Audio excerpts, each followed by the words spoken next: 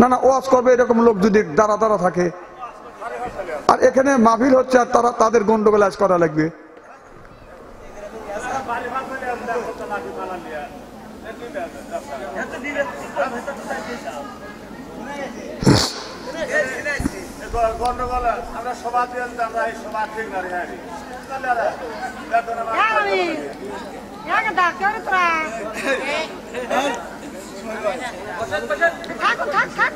না গন্ডগোল জালসা নষ্ট করার লেগে তো গন্ডগোল লাগাইছে। লা ইলাহা লা এই বসেন না গাই বাহ, আপনাকে মিটিয়ে বের পারবেন না, এরা বেজাল বাধা বের যাচ্ছে আরো। আরে কিভাবে চলে যেতেছে? না আপনার দ্বারা যদি উপকার হয় মিটিয়ে পারেন তো যান, আপনি তো মিটিয়ে পারবেন না। হ্যাঁ আগুন জ্বলা দিবেনি মানে যখন তুষ দিবে একটু। লা ইলাহা লা ইলাহা লা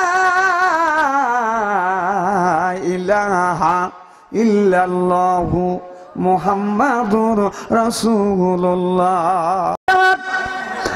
মুসলমান ভাইরা, আল্লাহর হাবিবের উম্মতেরা ভালো করে লক্ষ্য করে শুনুন, আমলে নিয়তে বাদান শুনতে হবে।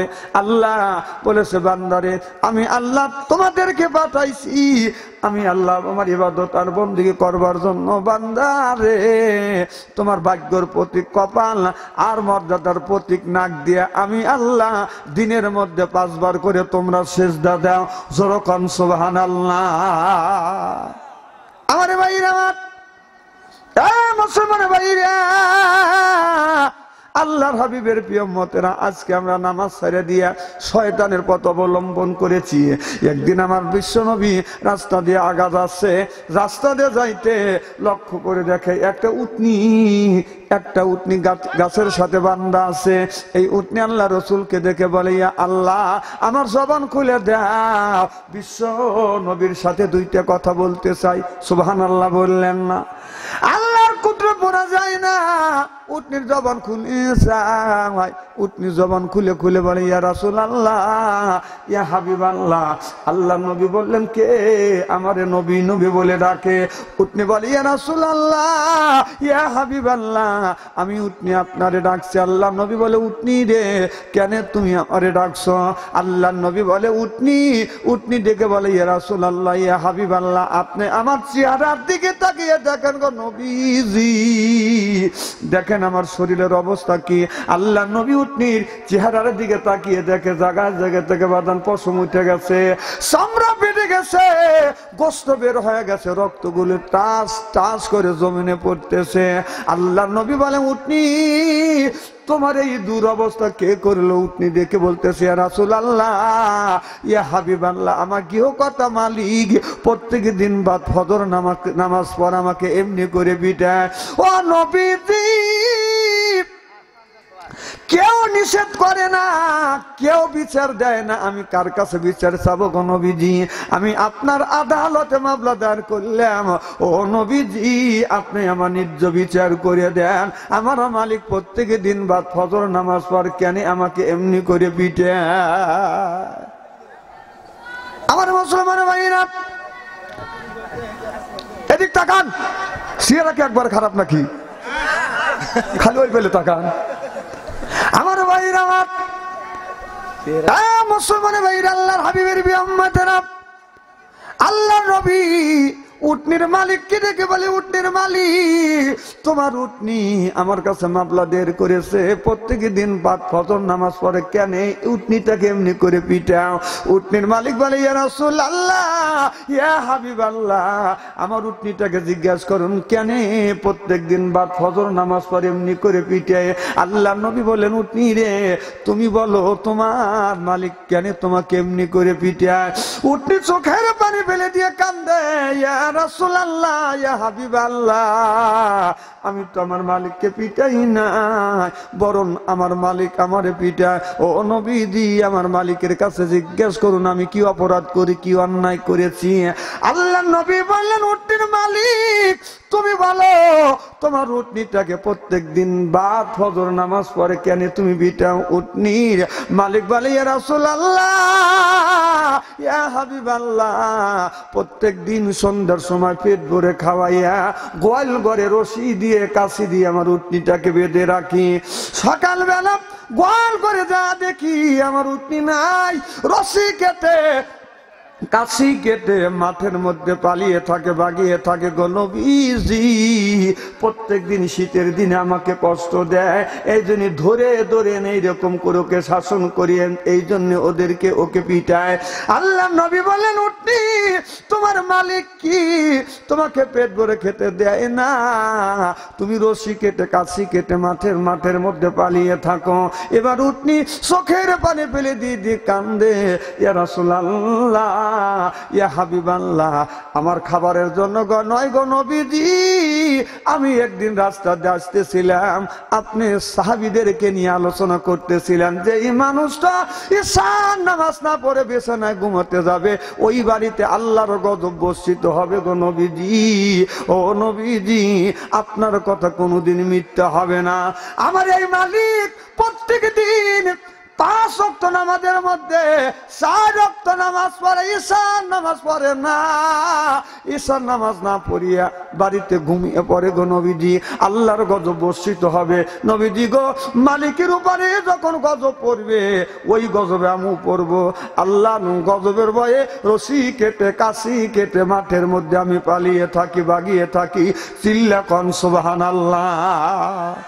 আল্লাহ নবী উটনির মালিকের মুখের দিকে তাকা দেখে, উটনির মালিক চোখের পানি ফেলে দিয়ে কাঁদতেছে। আমার নবী বললেন, ও উটনির মালিক কেন তুমি কান্দো? উটনির মালিক চোখের পানি ফেলে দিয়ে কান্দে আর বলে, ইয়া রাসূলুল্লাহ, ইয়া হাবিবাল্লাহ, ও নবীজি, এই জন্য কান্দি আমি যে 5 ওয়াক্ত নামাজের মধ্যে 4 ওয়াক্ত নামাজ পড়ি, ঈশার নামাজ না পড়ে ঘুমিয়ে পড়ি, আর এর জন্য আল্লাহর গজব বাড়িতে বর্ষিত হবে। আমার উটনি আল্লাহর গজবের ভয়ে রশি কেটে কাশি কেটে মাঠের মধ্যে ময়দানের মধ্যে বাগিয়ে থাকে গো নবীজি। ও নবীজি, একটা উটনি আল্লাহর গজব থেকে ভয় পাইলো, আমি মানুষ ভয় পাই না নবী গো, এটা আমি বিশ্বাস করি নাই, কিন্তু আমার উটনির কথা শুনে আমার অন্তর চোখ খুলে গেল গো নবীজি। আমি আর যা ভুল করছি কোনোদিন ভুল করব না, তওবা করলাম নবীজি। যতদিন আল্লাহ দুনিয়ায় বাঁচা রাখবে ততদিন পর্যন্ত 1 ওয়াক্ত নামাজ কাজা করব না। যেরকম সুবহানাল্লাহ। আমার দিল শোনায়, আমার মন শোনার, আল্লাহর নামাজ কাজা কইরো না। আল্লাহর নামাজ আদায় করিলে মৌতে আযাব তোমায় দিবে না। আমার দিল শোনায়, আমার মন শোনার, বলুন আল্লাহর নামাজ কাজা কইরো। ওটা ফজর গেল ঘুমের চাপে, জহর গেল কাজের চাপে, আসর মাগরিব ইশা আমি পড়িলাম না। আমার দিল শোনায়, আমার মন শোনার, আল্লাহর নামাজ কাজা কইরো বা কইরো না। শোনান, 80 থেকে 85 বছর বয়স একজন বুড়া মানুষ গোরস্থানের ওয়ালার সাথে এলান দিয়ে গান গাছে, রাত্রি পোহাইবার আগে বাস বাগানে আসিও, আসল বিষাইয়া দিমুই আমার পাশে বসিও, গাইও আমার প্রেমের গান। নাউজুবিল্লাহ, একটু জোরে কানা। আল্লাহ কোরআন কারিমের মধ্যে বলেছে, আল্লাহ দিন আল্লাহ ইয়াসাদুনা জুর। জুর শব্দের তাফসীর করতে গিয়ে তাফসীর কারকটা বলেছেন, প্রধান 4 রকমের তাফসীর আমি পেয়েছি, 4টার অর্থ পেয়েছি। জুর শব্দ তাফসীর করতে তাফসীর কারক বলেছেন, আপনার জুর শব্দ তাফসীর করতে গিয়ে বলেছেন মিথ্যা কথা বলা দূরের কথা, মিথ্যা কথার মাহফিলে বাজার অংশগ্রহণ করা যাবে না। জুর শব্দ তাফসীর করতে গিয়ে তামাম পৃথিবীর মুফাসসির কিরাম বলেছেন মদ পান করা তো দূরের কথা, মদ পানের মাহফিলে অংশগ্রহণ করা যাবে না।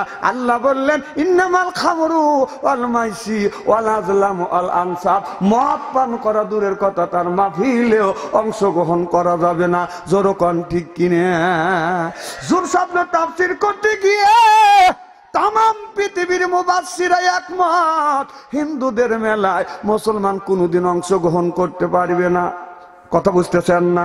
জোর শব্দ তাফসীর করতে গিয়ে এই পৃথিবীর সবচাইতে বড় মুফাসসির কিরাম বলেছে গান বাজনা হারাম। তো সব মুফাসসির বলেছে গান বাজনা হারাম। এই পৃথিবীর সবচাইতে বড় মুফাসসির আব্বাস রাদিয়াল্লাহু তাআলা আনহু বলেছে গান বাজনা হারাম, তবে আল্লাহ প্রশংসিত, রাসূল প্রশংসিত, ইসলামের উপকার ক্ষেত্রে কোন হাম না তো গজল যদি গাওয়া যায় একবার নয় 200 কোটি বার যায়। জোরকন সুবহানাল্লাহ। আল্লাহর ভাষায় বলে হাম, নবীর ভাষায় বলে নাচ, উর্দু ফার্সি ভাষায় বলে বাজান গজল, বাংলা ভাষায় বলে বাজান সঙ্গীত। সুবহানাল্লাহ কয় না? আমার ভাইরা আমার, আমি চাচার কাছে যা বললাম বাবা এত সুন্দর গান জানেন, বলে ভাতিজা এর চাইতে ভালো গায়ান জানি। আমি তখন বললাম চাচা আমি একটা গায়ান গাই। আমারে বললো ভাতিজা তুমি হুজুর মানুষ গায়ান গাও। কথা বুঝতেছেন না? আমি বললাম চাচা মুরব্বির সাথে কি মারামারি করা যাবে? আমি সুন্দর করে বুঝ দিলাম চাচা আপনার বয়স কত? 80 থেকে 85 বছর বয়স। আমি বললাম চাচা আপনার 80 থেকে 85 বছর বয়স, আপনার মনে যদি ভয়ের জাগে আমি তো একজন ইয়ং ম্যান, এখন নাই বুড়ো হয়েছি। বলে ঠিক আছে ভাতিজা বলো। তুমি বলার পরে আমি কিন্তু পাল্টা আরেকখান বলবো। কম ঠিক আছে। আমি বললাম চাচা এইটা বাদ দিয়ে যদি এইটা বলতে আল্লাহ খুশি হইতো, মানুষ উপকৃত হইতো। রাত্রি পোহাইবার আগে মসজিদেতে যাইও, যাই নামাজ বিছাইয়া আল্লাহর নামাজ কালাম পড়িও আল্লাহর কোরআন। ও চাচা রে পড়িও আল্লাহর কোরআন। জোরকন সুবহানাল্লাহ। চাচা চোখের পানি ফেলে দিদি কান্দের বলে ভাতিজা জীবন ভরা লাইলি মজনু শিরফরাদের প্রেমের গান গাইছি বেটা, কেউ কোনোদিন নিষেধ করে নাই। আজকে সুন্দর করে কোরআন দিয়ে তুমি বুঝ দিলে আমার অন্তর চোখ খুলে গেল। আজকের থেকে তওবা করলাম জীবনে কোনোদিন অশ্লীল গান বাজনা গাবো না, আল্লাহর ঘর ও মসজিদ কোনোদিন ছাড়বো না। জোরকন সুবহানাল্লাহ। কি ভাই খুব খারাপ লাগতেছে? আচ্ছা অধিক তাকান কে?